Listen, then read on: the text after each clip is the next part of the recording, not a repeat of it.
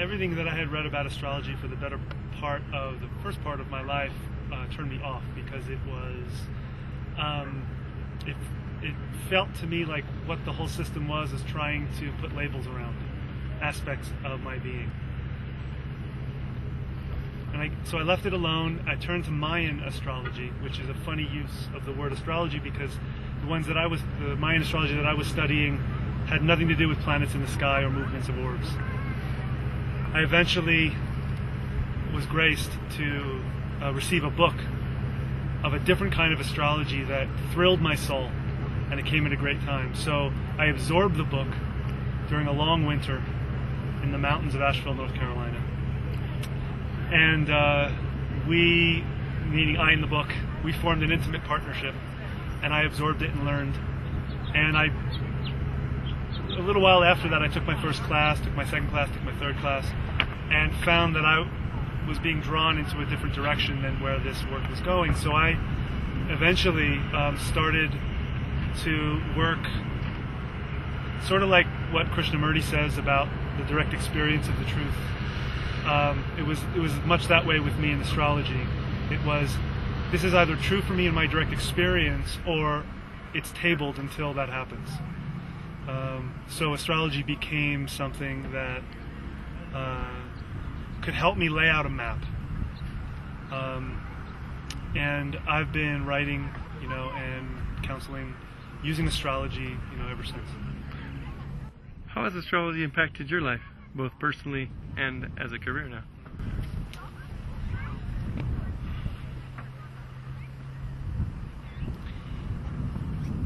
Astrology has shown me that there's a context for chaos.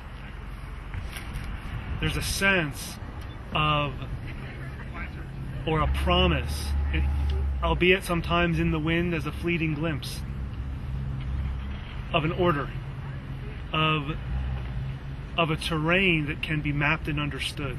And that terrain that I'm speaking about here is not an outer terrain, because on one level that astrology would back up, there is no outer terrain, but it's the terrain of consciousness itself, which is the underlying stuffness which links all of the physical realms, the mountains, me, this film. So astrology has helped me to develop my ability to track that map, both for myself and others. Excellent. What is your favorite, quote, aspect of astrology, and what fascinates you about it?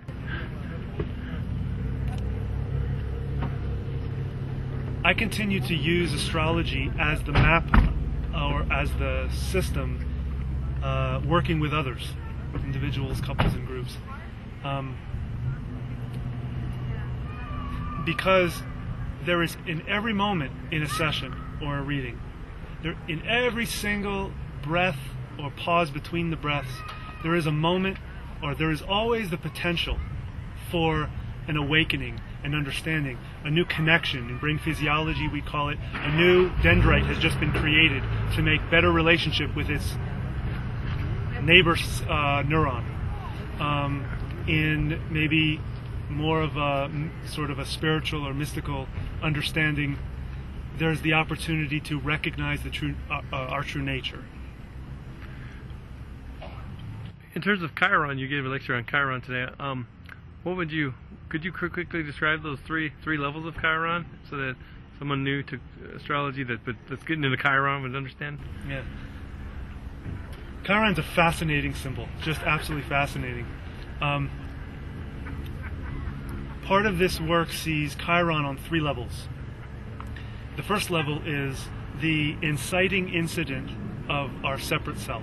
That is, right at the birth experience. We are now a physically autonomous being.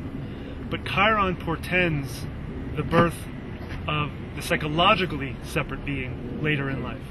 So on the first level, in this work, we see Chiron, which is a fascinating not only symbol, but physical body. There's a period of Chiron's orbit where he develops a coma. He actually becomes a comet. And there's another part where when he's, of course, closest to the sun, and there's another part where he's further out, closer to his aphelion, where he loses that and it solidifies again. We see the same thing inside. There's a place in us which is meltable, and there's a place in us which is crystallizing. So in this work we see Chiron at 3 different levels. The first level is the beginning of the separate self to oneself. The second level that we see Chiron at, or that we understand Chiron to be, is what happens when that separate self that was crystallized way long ago at birth now becomes questioned deeply by the self, or by experience, or by what someone told us, or by failure of hoped-for plans. That's called the broken open heart, where the heart loses its protective layers whose job it was to protect vulnerability, to protect perceived innocence, and in some senses truth, or the perception that truth needs to be protected. That is, I need to be held safe. When that broken open heart occurs, it's quite amazing, because the self has nowhere to go, because it's dismantling its protections from within. The third level is very simply, what is the evolutionary result of that? Evolutionary result of the breaking open of the heart is always wisdom. And the word in this work that we call it, and it's quite a powerful word, it comes from the indigenous wisdom body, which is medicine. It's our sacred medicine. So what was the sacred wound at birth becomes the sacred medicine later in life. For some people it never happens, either because they're not chironically focused in their life, or because they're choosing on some level not to go there. But for other people it becomes a very powerful symbol.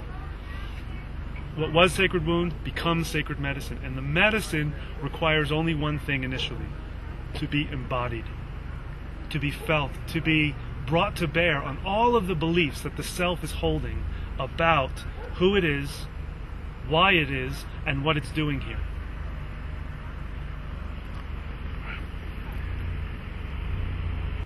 In your client work, how do you prepare for a session, and do you ever get nervous?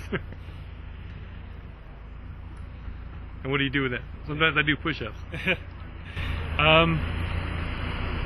The only I wouldn't say it's a nervousness, but there's a body question that comes up when I see a chart similar to mine. That's the only time it comes up that I've noticed, and I've been doing sessions now for a number of years.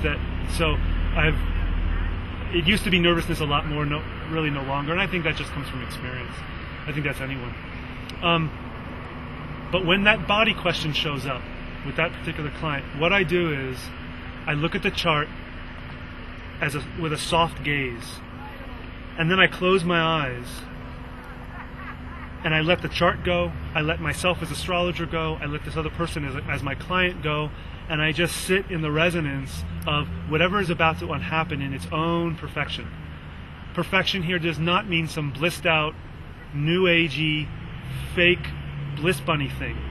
Perfection here means actually as the actual alchemy between me and the client, and between the different aspects in the client is actually going to come up, which might look like anger, or it might look like a mild samadhi, or it might look like emotional release, or it might look like indifference. And I sort of make sure that I'm in the right place to allow the perfection of the experience to be exactly what it is. That sounds like similar. I practice that way too, where it's more like it's like an oracular as opposed to like a counseling, because sometimes what needs to be said just needs to be said, you know? Yes, that's right. And I think part of the art that we develop as astrological counselors later is how to frame something that we feel may be quite close to a linchpin in someone's ego body. How to be sensitive to that, how to lean into it when we feel to, how to back away from it because it's simply inappropriate at that time relative to where we perceive they are, what the information we're getting is. Other times to go in there with a jackhammer. I've had many clients who ask, I've had a lot of astrology readings. I've heard all the different things. I'm coming to you because I want to get down to brass tacks. What is actually going on? Please don't pull it. Please don't hold back anything. And so they're clearly given their permission. They've been down the astrological block perhaps for many years. And so it's time now to really lay it out. And with their permission, I'm able to go in and really name things. But a lot of times I find that even though there could be a huge almost like a chisel going into granite to break open, the integration time of that occurrence will often be longer, and actually, this is my guess, create more pain in the individual, create more questions than a more softer, gentler process where there's integration at more subtle levels. And I would say both are true, either can be true for anyone. Oh. Do you have any famous person's chart that you like, and why? Yeah, Jennifer Jason Lee. She's got, I think, 8 planets in Aquarius across the top of the chart. I think it's 19, I'm not sure the date, but I think it's 62, 63, maybe somewhere in there. It's just a fascinating thing, because not only are these planets in Aquarius, but Aquarius is exactly where it wants to be, the top of the chart, going into its own, going into the 11th house. What is your focus in astrology? What type of astrologer are you? I've coined a term, but I have no desire to make it famous or any of that. The term is soul sign. Just simply the 2 words soul and sign next to each other. And what that references is a multi-spherical approach to evolution of our consciousness. One of those spheres of focus is astrology. So within soul sign astrology, within that spherical focus, there's teaching, there are books, there are classes, there are private sessions. And within that, what I focus very much on is how consciousness is evolving. Sometimes I see, like I mentioned before, the map of consciousness is the natal chart, is the birth chart. Another way to say that is, what is the soul desiring in the current life? In other words, how is the identity structured in potentia to reflect and thus actualize the soul's desire, which I see as something quite a bit distinct than what the identity wants. In this work, and this is kind of the basis of my special techniques, if you want to call them that, is it's both a top-down and a bottom-up view. We can track the soul consciousness outside of manifestation, outside of incarnation, what is consciousness wanting through me. And then we have the identity, and that's more of the bottom-up. That's the notion of the classic Sagittarian pursuit of climbing up the mountain to seek the wisdom, quote, on high. All that means is a higher level of intelligence, complexity, love, coherence.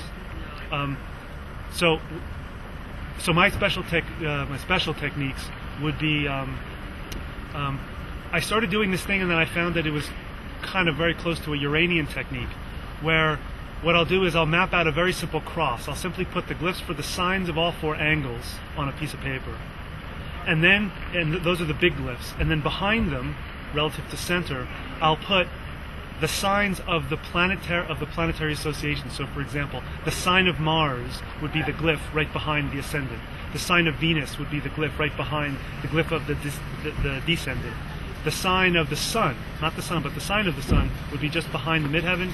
And the sign of the moon would be just behind the low heaven, which is what I call the IC, the low heaven. So that's one technique. I also use 3 house systems interchange. I use whole signs, Koch house systems, and any planet on the first house cusp. And I use that quite dynamically to reflect whatever aspect I feel I need to focus the client on. I work a lot with the nodes and Pluto at 3 or 4 different levels. I teach my students to understand and track or interpret Pluto at 3 different levels, depending on what the need is. Can you talk about those 3 levels? Yeah, sure. Pluto at the first level is the karmic soul's desire. It's the phrase we use in this work. It's called the soul's desire. The desire of the soul, of course, is to experience itself. It's lustful for experience. That's why in the Kabbalistic tradition they have this wonderful phrase called, I think it's called derach bitonim, and it means hiding oneself in the lower places. And the idea behind that is God hides itself in increasing depths of density in order to discover itself, and the ecstasy that comes from that awakening, remembering, reclamation. So Pluto as the prior soul's desire. That is what was going on in the past at the soul level. The second level of Pluto that I teach, or that I work with myself also, is the notion of Pluto as self-lack. This is more of the heavy duty. This is the closest I get to the heavy duty, doomsaying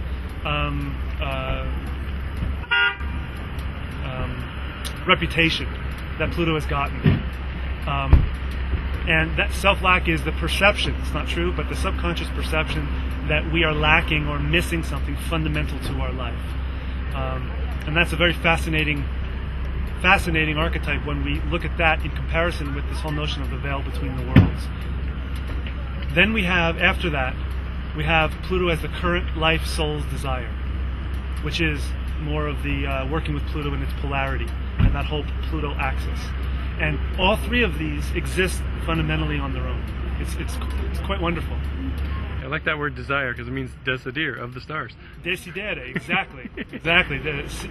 Desire and consider and sidereal, it's all of the stars. Exactly. Disaster without the stars? Disaster, that's right. Lacking the stars, that's right. So we should call our consultations considerations. Considerations, astrological soul considerations. Beautiful.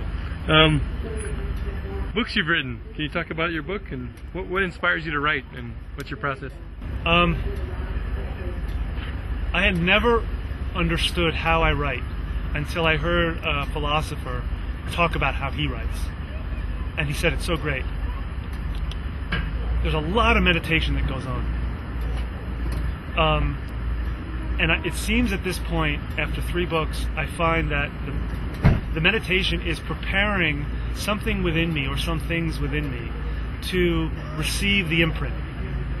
The lazy word for it would be a download, but I think it's actually an imprint. I think it has texture and terrain and color and nuance, and that comes into this being, and all the writing comes from that place. So any question that I might have, or an editor might have, or a reader might have, or a friend might have in reading it, even though I've not thought about it, the answer is right there, and that's a lot how I write.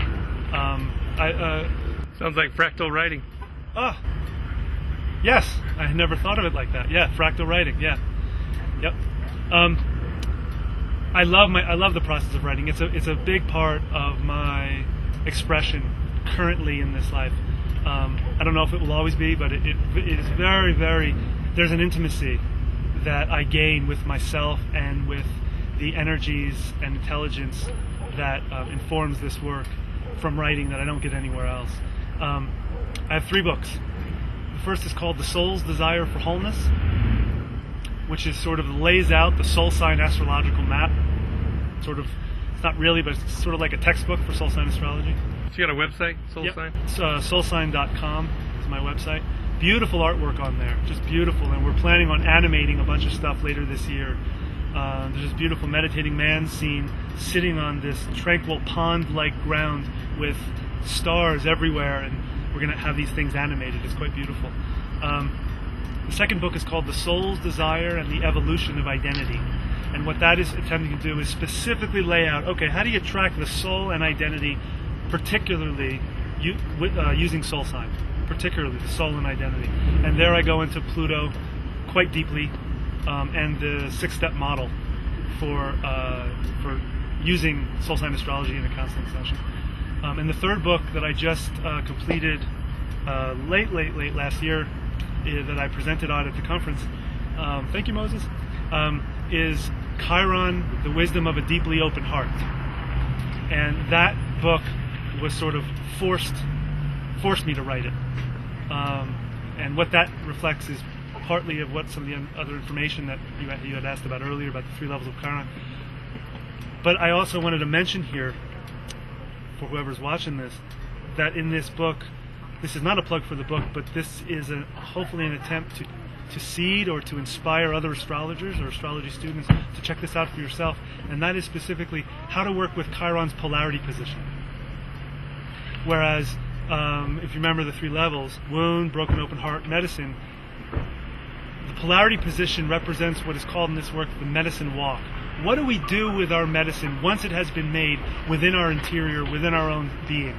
What do we do with it? What we find is we are compelled to assist others. We're compelled to listen to our intuitions in order to put ourselves in places where only us, perhaps, have the voice or the perspective to share with someone in need or a situation in need. And that's what we get from from the medicine walk. So when someone has made their medicine, and it's never a finish line, but when someone has sufficiently made their medicine and that has transformed their consciousness, what occurs is the next step, if you will. It's not better, but it's simply the next step of self-experience, God experience itself through the self, is applying it socially. And that's a really, really beautiful, I think, idea. I hope that I've fleshed it out sufficiently with the research that went into the book and the writing of the book. Excellent. Can you talk about your spiritual path at all? Spiral. My spiritual path has been a spiral. However, it's not been a spiral in one direction. It's been a spiral up, and while the spiraling was going up, there was a spiraling happening down. While that was happening, there was a spiral happening in, and as that spiral was developing within, it was spiraling without.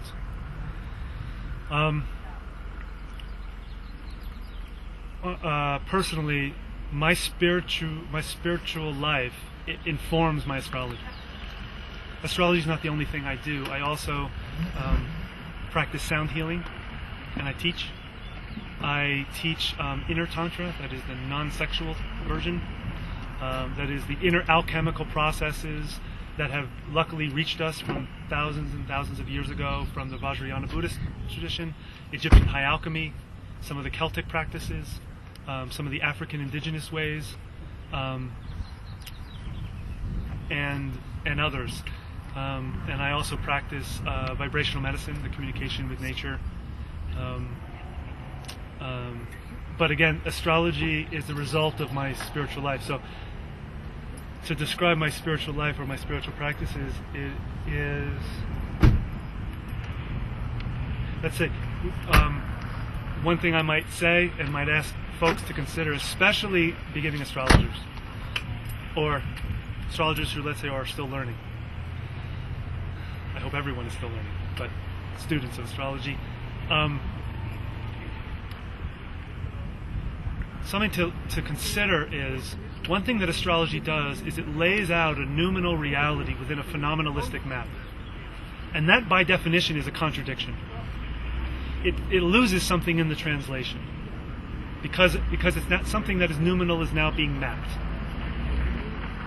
We're out picturing something that is intrinsic, that is implicitly, instinctually, intrinsically, always.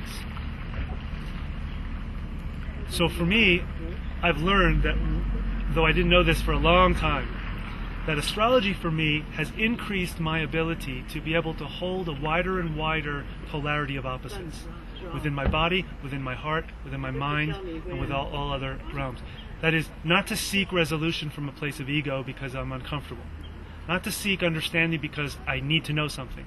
Not to seek redemption because I think I told someone the wrong thing. I'm sort of specifically gearing this for, I would imagine, astrology students. That one of the things that astrology does is, because of that distinction between the noumenal and the phenomenal, is it creates our ability to reside within the question. There's a Navajo elder shared with me a piece of their nation's wisdom and said, it is our questions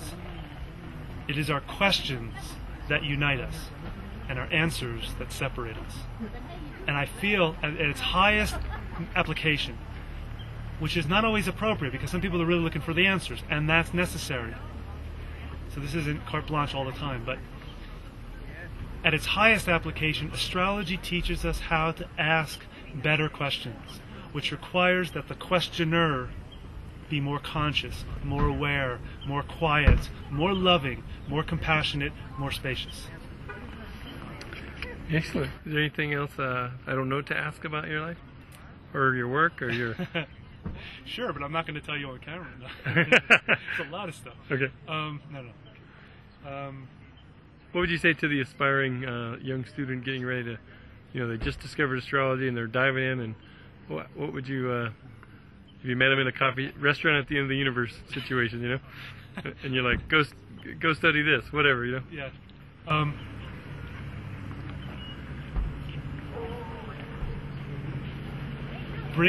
Bring a dose, and if we can't find this in ourselves, then first develop our ability to bring a quotient of loving doubt to everything that we are told. Loving doubt, not cynical doubt, and not loving unconditional acceptance. A bit of just a bit of loving doubt into everything we are told, but radically trust every nuance of our direct experience. It is the direct experience as you are studying astrology that will give you the most direct means for understanding who you are and what your gifts are as an astrologer, what you can really bring to a client as an astrologer.